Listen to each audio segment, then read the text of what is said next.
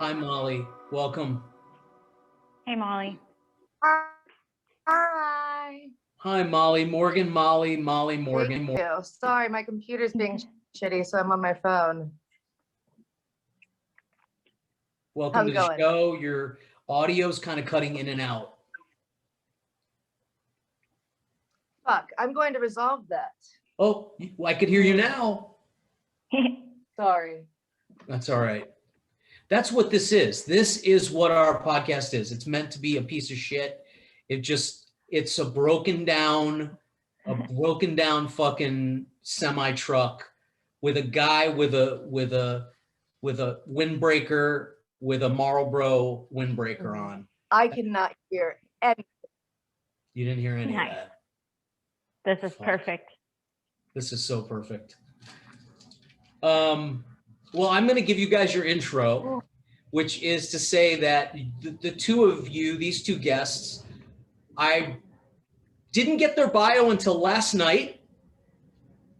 Got your bios last night from the producer. I just looked at them 10 minutes ago, and they could have been the same bio. They could have been the same bio, which is amazing. I don't think I did that consciously to bring on comics who are, Morgan had references to her pubes, and Molly was talking about possibly having sex with Doug Stanhope. And these are the kind of female comics I want to surround myself with. Very, very unapologetically themselves. And we don't know each other that well, but I'm hoping this is going to be fun and everybody will feel cool about being silly and open, because I've had a few comics who I didn't know too well and they kind of caged up on me. So I'm praying you guys will have fun with me and not be too put off by my sports memorabilia and shit. So on that note, my first guest is from Sacramento. And the last time, she is a funny sketch comedy writer, actually. That is how I sort of discovered her. She sent me her comedy sketch show on YouTube, which she'll tell us more about. But she's a brand new stand-up. And last time I talked to her, I was like, Morgan, how are you doing? And she was like, I am on my way to fucking Minnesota to do a set at a bar. This is like somebody who I realize is very serious about comedy, even though she might be a little newer here. So please give it up for the very lovely and funny Morgan Anderson. Morgan Anderson. Thank you. Yeah, yes, that is okay. I need a better stage name. It's too white and boring. The Morgan part's good though, because I feel like maybe I'll get jobs based on the fact that people don't know if I'm a man or not. If I don't put my picture there, they'll be like, Morgan Anderson, that sounds like a funny guy. And then I get hired. Sounds like somebody went to Yale with Morgan Anderson. Yeah. My parents would probably be prouder. You know, this whole comedy hustle could lead you into a high-powered CEO position. You never know. Yeah, that'd be nice. CEO of what? I feel like the only thing I would possibly be able to be a CEO of would be like one of those like shitty pyramid schemes where I sell like essential oils and workout videos, and I have my own small business. You could be CEO of a startup hustle. Like also, some I kind could of just say I'm a CEO. Nobody checks that out. So I'm a CEO. Nobody will know. We need to brainstorm what fictional company, what shell corporation. I've been hoodwinked online by some of those companies, so we can get into that later. Yeah. When you're ordering shit online, check who you're fucking ordering it from, because they will fucking steal your money. So my next guest, let me give Molly her intro. So my next guest is also unapologetically sexual, completely has had wild conversations with me about fucking a saucier. Oh man, I mean, just wild shit we could get into. But she's from Cincinnati, and she moved to New York.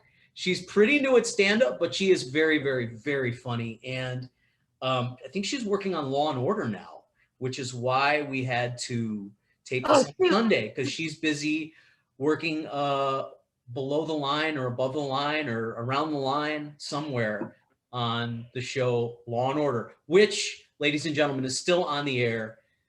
Please welcome my other guest, Molly Hartzell. Hey, Molly. Hello, hello.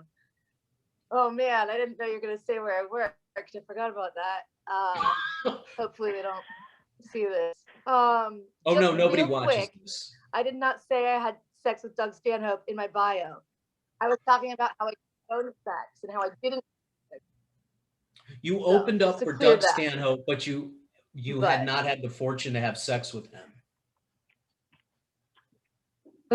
That's what it says in your bio. You need to read. You need to reread your fucking. I'm having my reception or something in the room being a little screwy.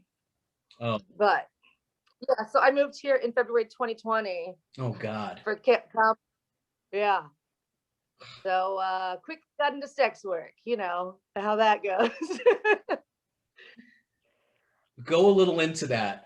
What you were doing and what. I mean, you enjoy it, right? Yeah, I mean, I moved up here for comedy, following a dream. I was just like, hey, you know, I'm gonna prove everyone wrong. And then the pandemic hit, right? Like my first show was supposed to be at the Creek in the Cave, and it got canceled the day before. And then I was just like, there's no fucking way I'm moving back to Cincinnati, you know. So I got on Seeking Arrangement, and I got, you know, the sexy crass voice who doesn't want to. But people were, yeah, I got into phone sex, which was really easy. It was more just like an interview. Like they'd be like, do you do slutty stuff? I'd be like, yeah. They'd be like, what slutty stuff? And I would just list stuff. I mean, I just had to answer truthfully. Yeah. And I dated a couple people too. So. Did you find any love? Did you find any like real connection? Yeah. Yeah, totally. You know, I used to really laugh at people who would do that shit. Not what you're doing, what would be doing on the other end, which is like soliciting. And I don't laugh at those people anymore because the pandemic loneliness. I don't know how it's been for you, Morgan, but the pandemic loneliness has made me like humbled me big time, man. When it comes to that, so I don't laugh about that anymore at all. Like I would be glad. I mean, you're both really attractive young women and you have a lot of penises pointed at you. So you don't have the same dilemma as a guy. Like loaded guns. Yeah, Cuban Missile Crisis. Ugh. Good choice of word. What is it like on that end as women? Morgan, you go first. Talk to me a little, because this is sort of like research. I mean, I talk a lot about sexual stuff in my set. And so I think that men come up to me afterwards and think that it's an invitation. Like, just because I talk about my pubes does not mean that I want you to see them. But they don't really understand that. All men think that men have no concept of what they look like at all, I don't think. Or like what category they fall into. I've had like 75-year-old dudes come up to me and be like, I have a pension. I'm like, great. What? If you want to go to a bar later? No, I don't. This is 15-minute set that I did. That's not real life. So I'm not really sure. Gosh, I guess there would be an art almost to like properly rejecting somebody. Like there would be a, right? Or is it just better to just tear the Band-Aid off quick and go? No, because men don't understand nuance so much. I've noticed. You have to just say, fuck off. Or else they're like, oh, she's playing hard to get. No, I'm not. But it's not hard to get. I just don't want it. But you just don't want that particular guy. I do notice, and Molly, I'm going to get to you in a second because you have this real life experience to share. But I do notice because I have first time in my life signed up for dating sites. Yep, signed up for dating sites. Those are fun. And I went on that one that you just mentioned, Seeking Arrangement. I went on there as someone who could be an arranger. And I don't think I got one message. I didn't get one.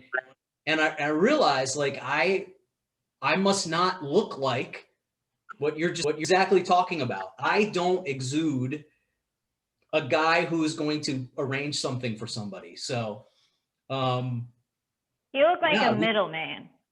I don't know what it is. I'm still Maybe. I'm just a middleman for somebody else. Yeah. So Yeah. Molly, But seeking arrangements is gnarly. Yeah, I was thinking, well, I live at the ocean. I live at Playa del Rey. It's beautiful here. Some woman is going to want to like be here all the time, you know, but maybe I should have paid for the, I don't know. Molly, tell us about some of your arrangements. My arrangements, geez. I had one guy, I mean, who he wanted me to do small penis humiliation, which, do you know what that is? He just wanted me to, I didn't want to do it in person. I don't know what that is personally. Fortunately, I haven't had to deal with that. Oh, whatever, big dick, shut up. It's like, anyways, nobody wants me. I've got this huge penis and I live in Playa del Rey. But yeah, small penis humiliate. He wanted me to pretty much yell at him, pretty much scream at his dick, tell him it's small, that he's not worthy of, you know, which is really awesome, you know. But like, how long can you roast a dick? Like 45 minutes through, like, for $400, but still it's so redundant, you know. You have to come up with creative things to say.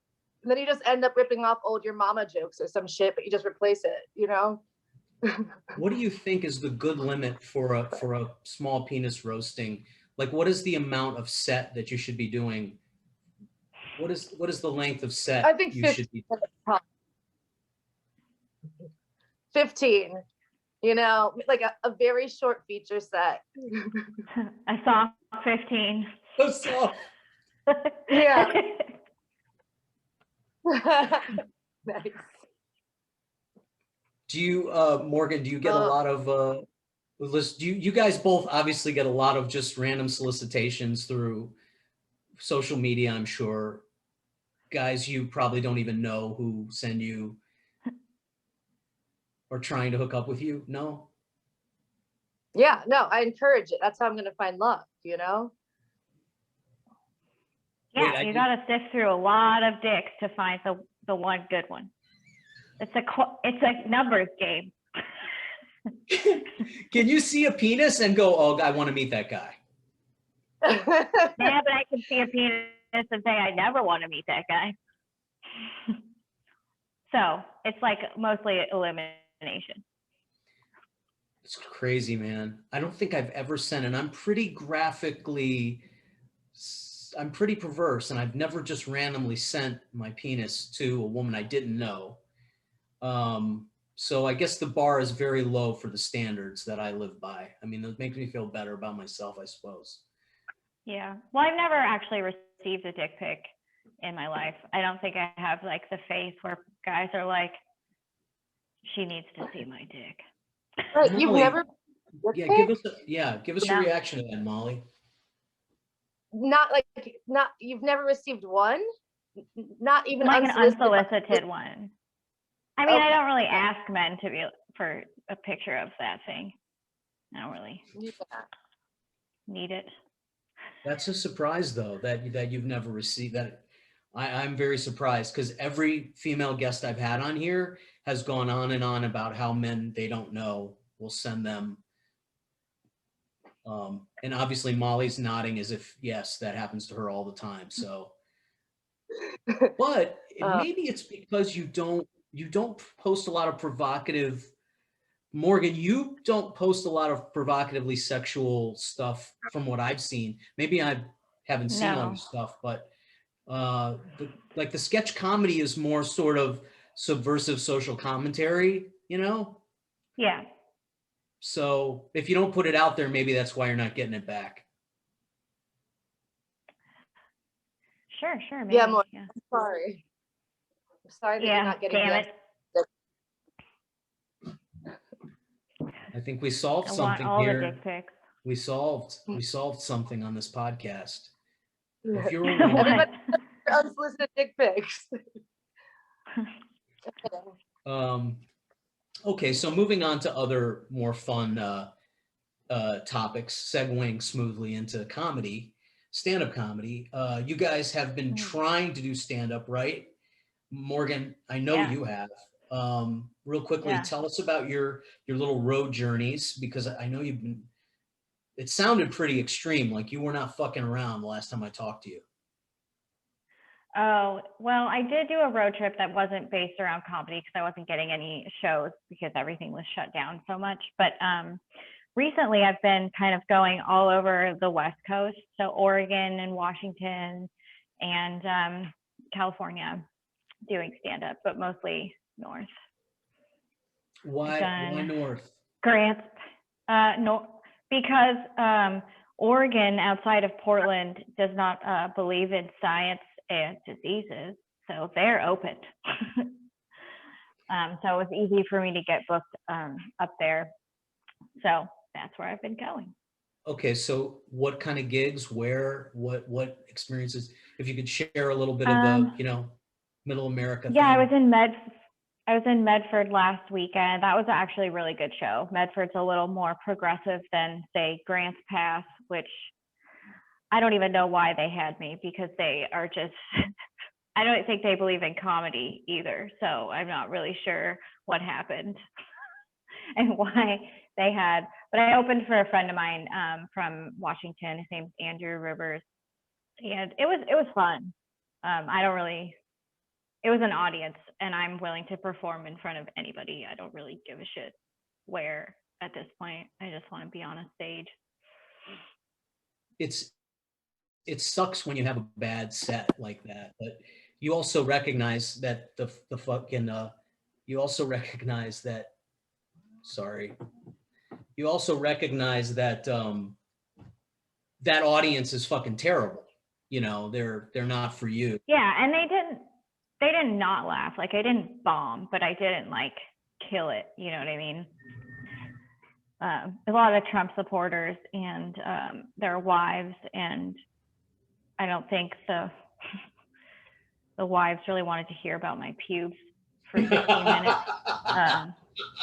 Well, also, but their husbands did. So I started a lot of marital fights, I think, that night. So that makes me feel good. Right, because the Trump guys probably wanted to have a nice young, progressive girl. Yeah. You also are limited at being a new comic. You don't have a deep bag of tricks you can pull into if you have a set that you're doing. I'm assuming, correct me if I'm wrong. Yeah, I got probably have like 30, 45 minutes of material that I can pull from. So I don't have just a hard 10 that I do. Like, I have a lot of different. So when you go into a place, not that much. When you go into a red state place like that, do you decide, okay, I'm going to pull out this material. This is the material I'm going to do right now. I have, of my 30, 40 minutes, I'm going to do this stuff for them. Or are you like, I'm going to go hard in the paint and experiment on them? What is your sort of process? I feel like since I've only been doing this for like a year and a half, I still have a lot of learning to do, but I'm kind of learning more how to gauge an audience and how to work the stuff in that I want to do in a way that is acceptable to an audience that may or may not really want to hear about my pubes. Like, if I start sort of slower and I like lead into the pube stuff, it goes a lot better than if I get on a stage and I'm like, just go very hard into pubes at the beginning. Okay. New York City over there. Have you What's been up? able to do, can you hear me? Yep. Can you, have you been able to do any stand-up? Oh, we're gonna get back to the Ugh. pubes, by the way. I'm not done with the pubes. I'm not done with pubes in the red states. Molly, have you been able to do stand-up in New York? What the fuck is going on there? Are stuff is opening up? What's going on? Yeah, I'm currently a COVID compliance manager, so I'm avoiding shows right now until May. But I did some shows in October. They're having rooftop and outdoor shows. We're just starting to open at like 50% capacity in restaurants and whatnot inside. But the most shows I did this year were actually in Cincinnati when I went back home to visit because they had lifted restrictions a bit more. But yeah, nope. Yeah, I'm just gonna be waiting till May essentially till the season's wrapped to get back up and running and whatnot. Well, what's great is that you're working on that show, that you Yeah, haven't worked, right? yeah. Oh, absolutely. It's I, phenomenal. I think it's so funny that you were like, I'm not going back to fucking Ohio. Well, guess what? That's where you had to go do stand up. Yeah, I know. Fuck off. Sorry, not fuck up. No, it's okay. You can tell me to fuck off. It's all in good fun, man, here. No, yeah. Um, That's where I had to do stand up. Oh my God, it was terrible too. So rusty. I mean, oh, very sloppy. But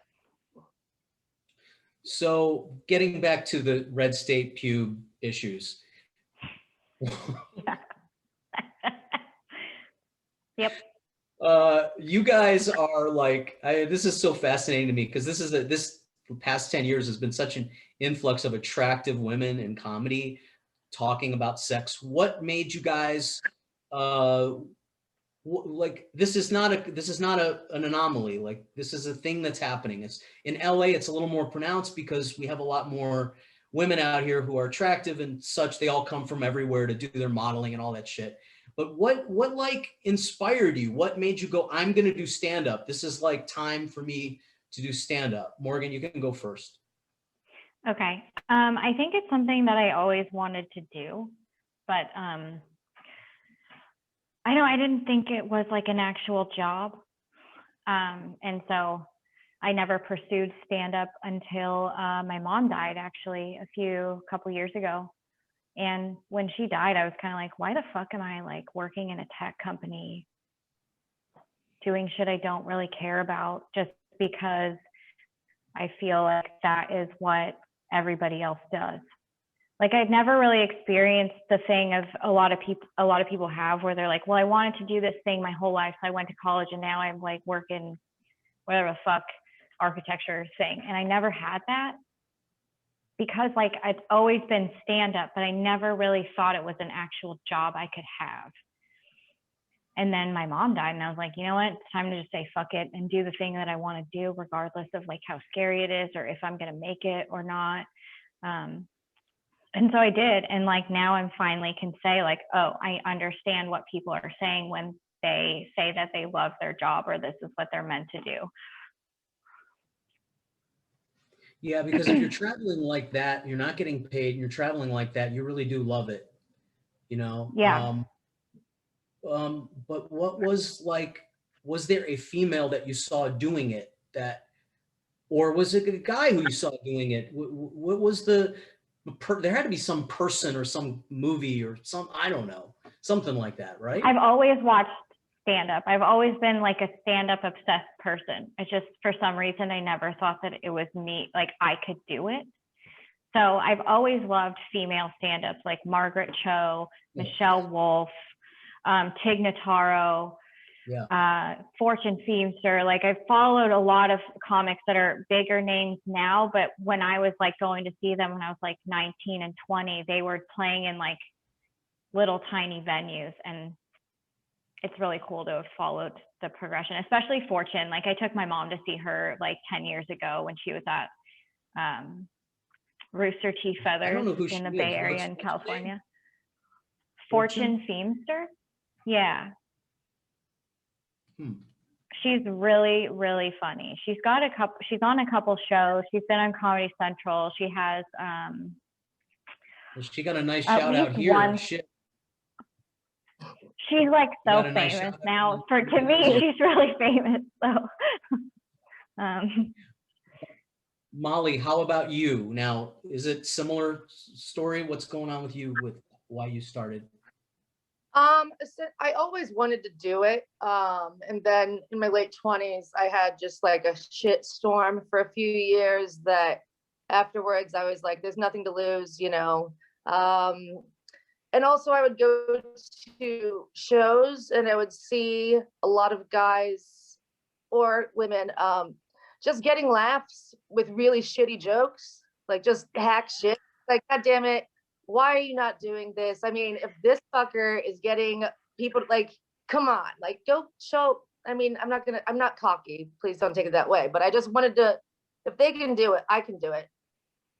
Oh, And just like, this is in Cincinnati mainly that you were seeing that? well, yeah, in Cincinnati, in Denver, but Denver had fewer of that. I mean, Cincinnati, it's Midwest. It's very like people really love jokes about their wives and whatnot, you know? So then again, I shouldn't want those people to laugh at my jokes but whatever. Yeah. So you're both new, but you have good taste. So she's talking about Tig Notaro and Margaret Cho, which are obviously like two of the funniest female comedians ever to live.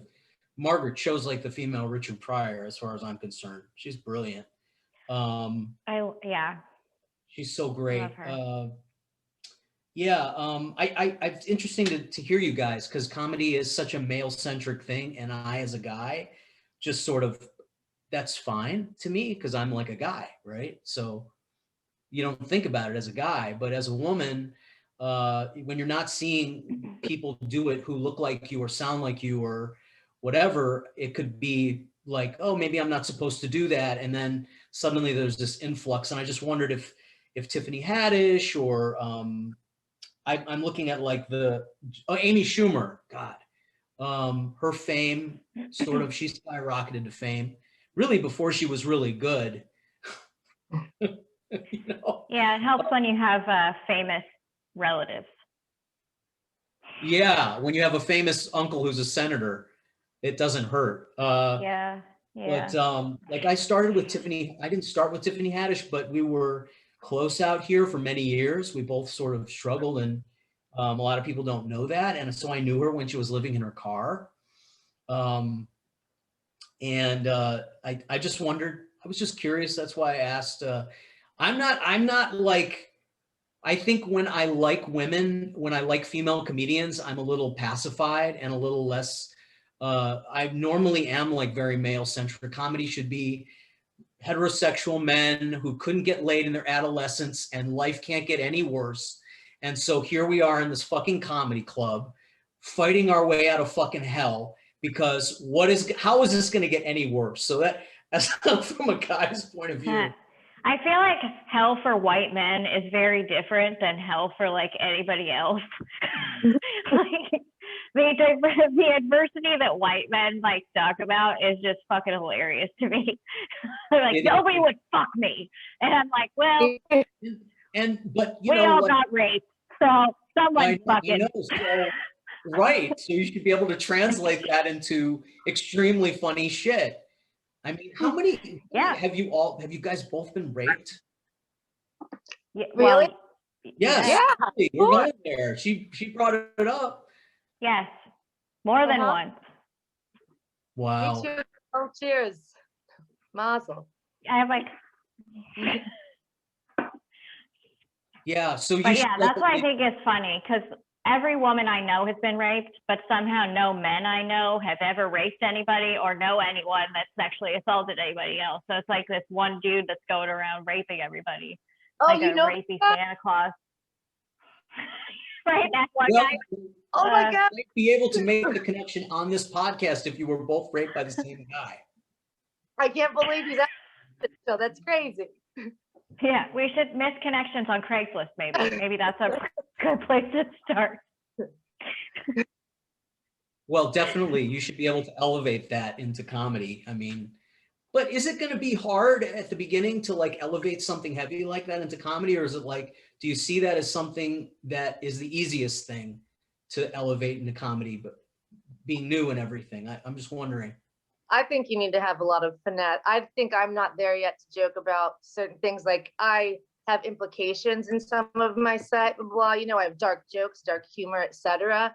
However, to go head on into like very true, like a not narrative, but I think like, because I want to do jokes about being bulimic, etc. But that's still just like, it's, I think that I need to respect the amount of time it takes for me to be able to really finesse that into something really good, you know? We're like the I don't same know. person, Molly. I have an eating disorder also. Oh my, I'm telling you. Oh my God. You guys, you're only here to meet each other. That's really the Yeah. only. This That's great. Yeah, you guys need to be connected. story. You're like bi-coastal doubles. Yeah. I do look, you know, I've been a stand-up for 25 years. It's a long time. And I do recognize that it just took a really, really long time for me. And I started when I was 19. And it took a really, really, really long time for me to figure out how to make shit that I was afraid of or was too serious into something that a crowd was going to fucking laugh at, right? But, you know, I've never been raped. Thank God. I've never been raped. I've had some fucking crazy shit happen. I've never had that happen. I don't know if I could talk about that on stage if it happened. And certainly it'd make it funny. But there have been other things that I've been really, really afraid of. And it took me about 10 years to, first of all, to reconcile that I was going to have to talk about those things. Let's start with that. Because you think comedy is going to be this thing that, oh, I could do this, tell these cute little jokes and whatever, and then someone will give me a job in TV, right? And you're hoping that you won't have to pry your soul out with a shoehorn. At least I was hoping that. But if push came to shove and I realized that was not going to happen, and I was going to have to talk about things like race, you know, and being a Jewish guy in a black club, I was going to have to talk about race, right? That was the big one for me. So I'm just relating that to you guys and asking, that's why I'm asking you, being new and everything. So as far as like living on the West Coast or East Coast, let's get this. Molly, have you traveled and done stand-up on the West Coast? I haven't done stand-up on the West Coast. I have been to the West Coast, however, so that's cool. No, I've only done it on the East Coast and in the Midwest and Chicago. You say that you say that with a bitter face. What happened in the Midwest? Oh, I'm thinking, that's my thinking face. It's like this. Yeah. You got some good contrary faces there. I wonder what the pleasure face is like, if that's the thinking face. The same. That's her orgasm.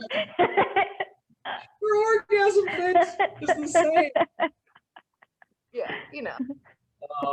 What do you think of, how much have you been on the West Coast? What do you think of us? I'm not a West Coaster, but I'm here now. What was your opinion of, would you want to come out here and do this stuff? I would love to do stand up there. However, I mean, I don't know what I want, but I know that I hate the public transportation in LA. So I don't like LA for that. Wait, that was a bold statement. Fuck it.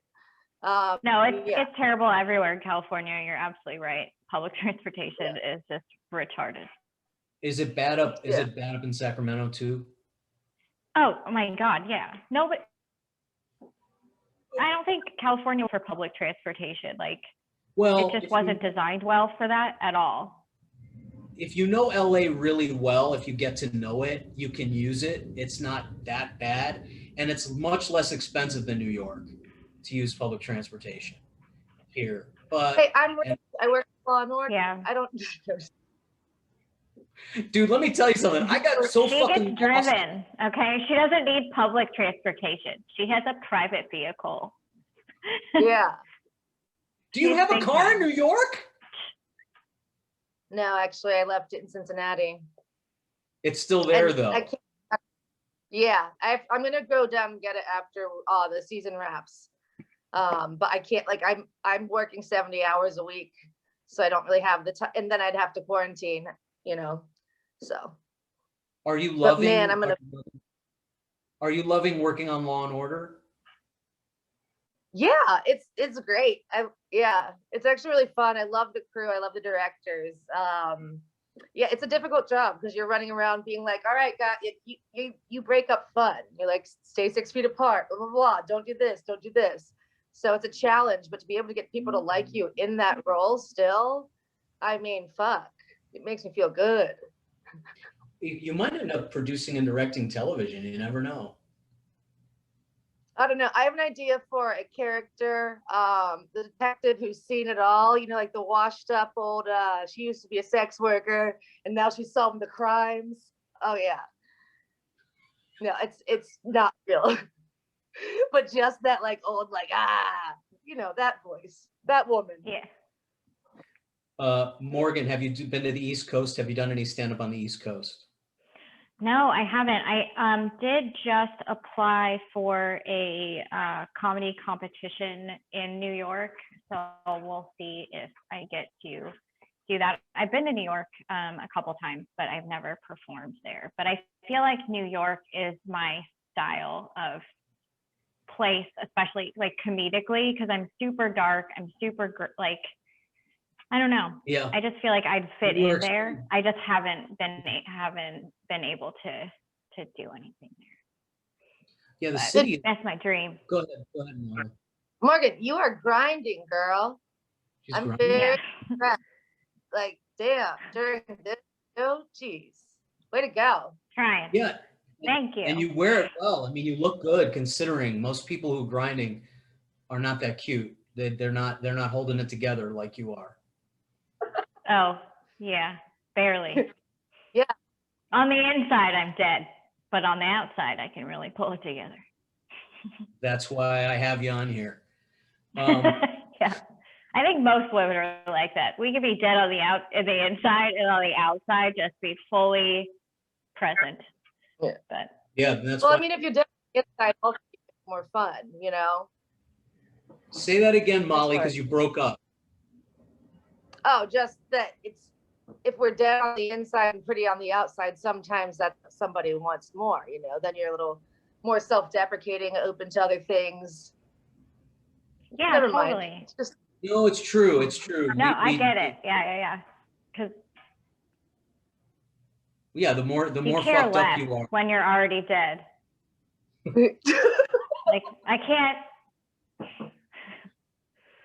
can't go any lower, so I might as well. Oh, by the way, funny comedy sketch, Rape Away. You wrote that one, didn't you? Oh yeah, I did. That's a funny comedy sketch. So if you're on No Idea Zone, if you're on YouTube, go check out, what is the comedy sketch group? Can you plug that? Yeah, we're called Love Horrors. HORRORS, not horrors. Not horrors, horrors. So I do a lot of kind of sexual, I guess, social commentary. So I wrote Rape Away because I was looking at a can of pepper spray that we obviously have to buy.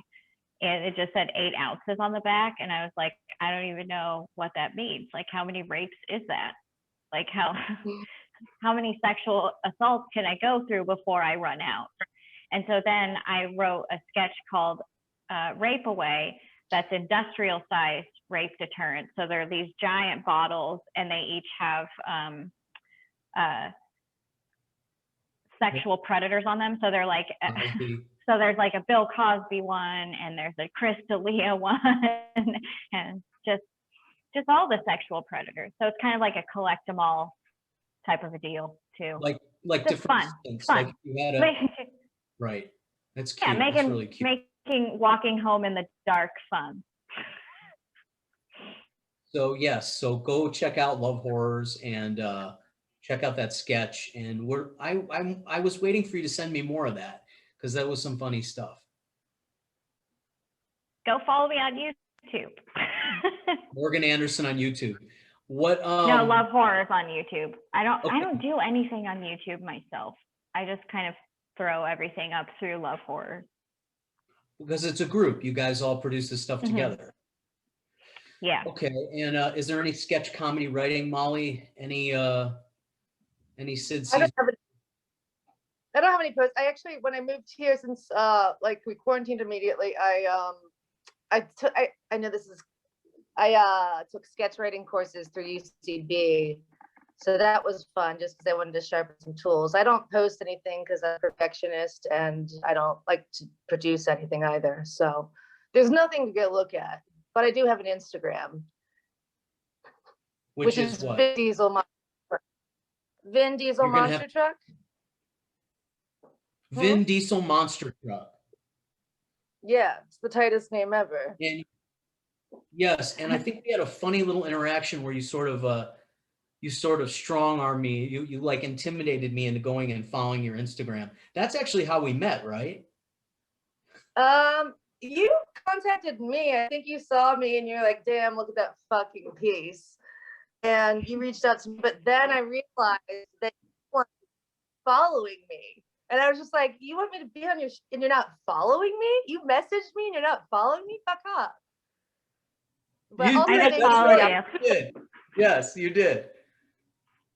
I messaged you because I don't use Instagram. That's why I don't. I mean, I do, but I don't know. It hasn't been a boon of pleasure in my life, Instagram. So, and I can't show off my big tit. What am I going to show on Instagram, right? So there's there's a lot more to you than your tits. Thank you, Morgan. David. And if we ever meet, when we meet in You've person, also got that massive rod on Carmadel Playa or whatever. Playa Oh Del yeah. when you're a small His man, Instagram should just be big dick on the beach. I'm Oh, thinking you of can changing my name to Bulldozer. You just rest your dick in the sand. Yeah, exactly. A nice tan dick. On the sunset. Yeah. Like all of the face pictures that people do on their Instagram, but just replace it with your massive rod. Yeah. Maybe a nice, like, a good shadow one, like of the sunset, but your dick is just casting a nice shadow. Maybe an Right. Getty style one where it's on the lily pad. Yes. No, I'm just kidding. With a baby. Mhm. It's wearing the pumpkin. This is Oh, that cute. This is like a perverted Could writer's. be in like a little bean pod.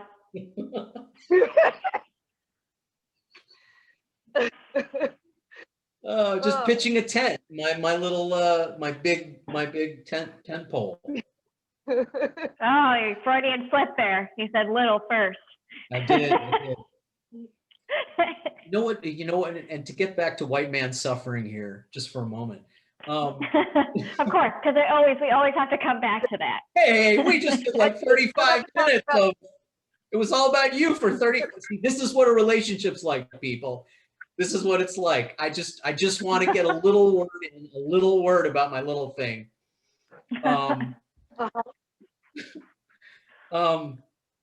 Yeah, no, I'm only 5'5", so I'm like a tiny little guy, and no, women don't assume there's anything there. There's anything down there, and so for women who value the big thing, man, I mean, there's a whole lot of dancing for your dinner to get a woman to finally find out. I think that's why partly what comedy's been functional for, because there's been a lot of sex that's come through this that I wouldn't have had if I hadn't been able to do this. So, yeah. I actually lost it to somebody who was 5'5", and he was fucking hacking. I have shed that preconceived notion a long time ago. at the La Rosa's Pizzeria Halloween party when I was 17. But yeah, he Wouldn't you? Yeah. Wouldn't you have preferred Great. to lose it to a guy with a little dick? Let's get into this. I mean, wouldn't it have been better? I mean, I was hammered, so it doesn't. I literally what happened was I was doing a keg stand. I got down from it, and he said, "Hey, you want to slam?" And then we fucked in my boss's daughter's bed. You know, like it wasn't like, oh wait, maybe it would. It wasn't strategic at all. It was just, you know, love happens that way. Yeah. How Love about, and cake stands, hand in hand. that's another thing is that I have no tolerance for alcohol. I would probably have a better sex life if I had a little more ability to drink. It's genetic. What do you do then? Say again? What do you do then? Like, what's your vice? Just the sex. Just Oh the wow. sex. Yeah. That's it. But I will socially drink in order to get it. Do you smoke weed? I can, yeah, I do. But that's not an aphrodisiac, really. I don't know. I having sex when you're really high also like tip top. Tip top, I tell you. Do you agree with these assessments, Morgan, or do you think it's a Molly's particular individual experience? I don't know. I've been sober for a long time because I was a drug addict and an alcoholic. So for me, no. But also, when I do any drugs or drink, that's all I care about. Dicks come with that though, but that's mostly just to get drugs. Got it. You know, Got it. suck a dick, get a line, suck another dick, maybe get some mushrooms. You know, it's like I saved a lot of money that way. I feel like I'd be a lot poorer if I couldn't trade sex for drugs. Which is why the guys have the fucking drugs to begin with. Yeah. Right. Pretty much. I know a few guys who had a whole social life because they had a nice supply, man. They had a nice supply. So, man, this has been such an intimate conversation with two women that I hardly know. I mean, really, you guys really are champs. You really came on and gave, and we should do a part 2 maybe at some point. We're coming up on an hour. We should do a part 2. Oh, Molly just cut out. Molly's like, okay, I'm out. See you guys. She's all, Jad, bye. But no, you guys, I really appreciate the candor and everything. And, this is sort of, it's our little creative thing that we can do until things open up again, which who knows when things will be fully open, I know. Sometimes it feels like never. So is it, well, we're both in California. Is Sacramento any different than here? And we just had movie theaters reopen like at 25% capacity. Oh shoot. I don't even think that's a thing for Sacramento right now. Where none of our clubs are even open. The only ones that are open are the ones that can do outside shows. So I'm not really sure what the fuck's going on. I know Gavin Newsom is a cock, so yeah, he's a dumb fuck. And by the way, that doesn't mean I'm a right-wing person that I don't like Gavin Newsom. Can we be clear about this? I'm not like Trump. Oh no, I don't think you were, but I hate Gavin Newsom also. But people outside of California or people outside of, a lot of people assume if you don't like Gavin Newsom that you're a fucking Trump supporter, dude. Well, people are fucking stupid. That's the thing. It's like, people, I don't know. Maybe I think that people that can't question those that they even believe in, that's a problem. Like I may be like a Democrat, kind of, but I don't like Biden that much. I don't like Gavin Newsom that much. Just because they're a Democrat doesn't mean they're like a good person and they shouldn't be questioned or checked or any of that. I think that's a myth.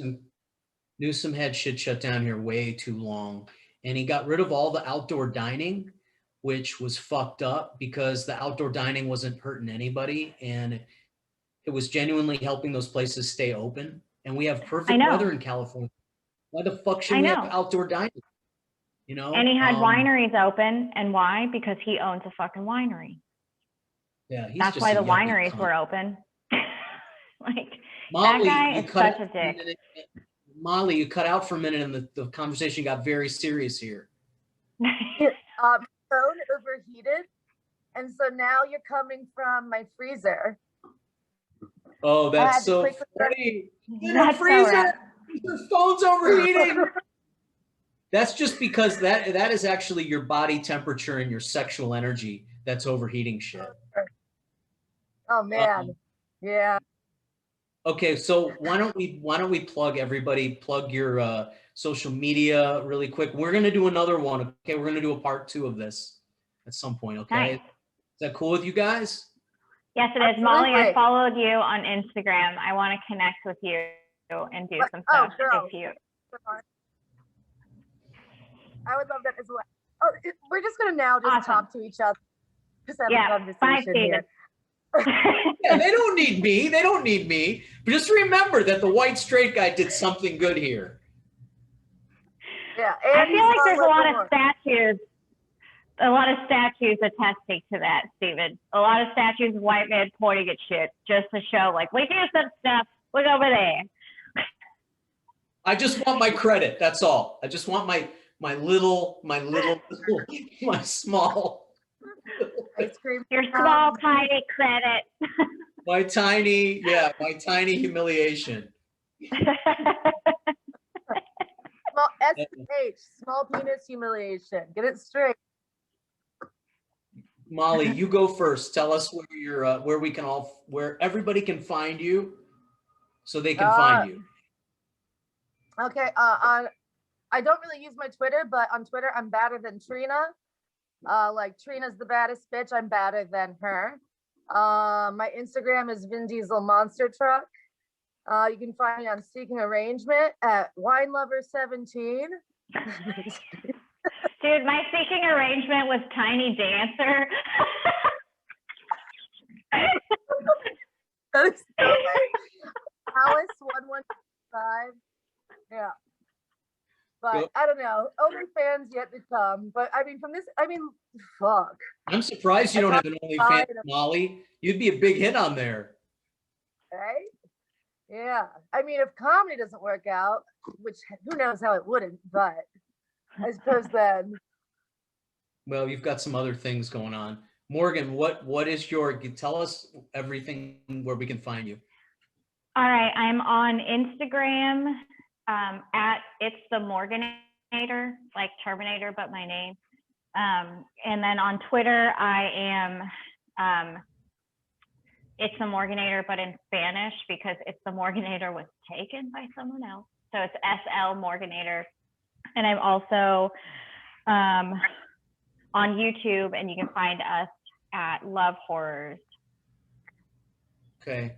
And really quickly, does anybody want to plug what they're working on right now? What we can come to see in the future?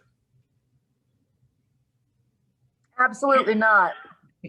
Lolli has an OnlyFans page that you should definitely come to an open mic in May in New York City. I'll be there. Yeah. All right. Woo! Okay. Well, guys, thank you so much for coming on and, you know, making my show a little more female funny. You know. Yeah.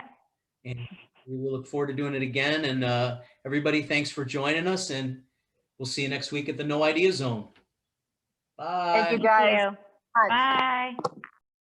Hey, everybody. I hope you enjoyed whatever you saw on our channel today.